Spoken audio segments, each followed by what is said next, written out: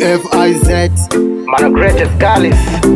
Unonyeba ausi wangu iwe usanyebe.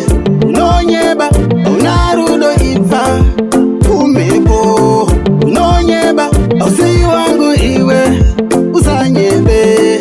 Unonyeba unarudo ifa umepo. Masepa wainyeba kuti unondito chida mari pepa kana ikasabuda waipa wapipa manje unonyeba chairipa yangu misodzi takafanana nengozi. Dai wanga uriwe njikudaro wainzwa sei unongondida chete kana iripo kesha upatika padhuze kana isipo tondibata kumese kutondishedza nemutupo hipokriti kuwe ndibvire kumhepo. Unonyeba ausi wangu iwe usanyebe. Unonyeba unarudo ifa kumhepo.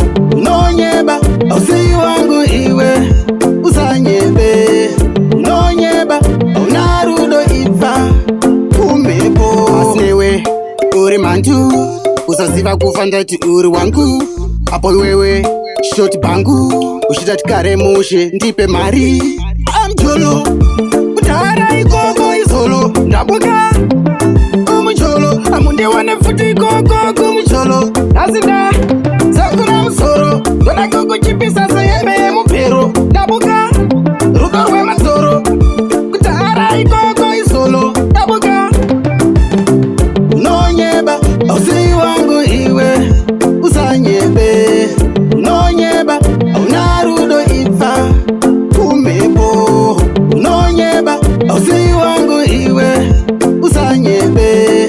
Unonyeba unarudo ifa kumhepo. Masepa wainyeba kuti unondito chida mari pepa kana ikasabuda waibva wapipa manje unonyeba chairipa yangu misodzi takafanana nengozi.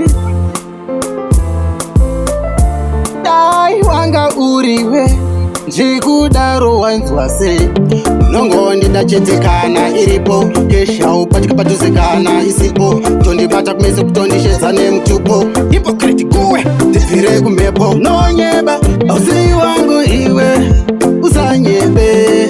Unonyeba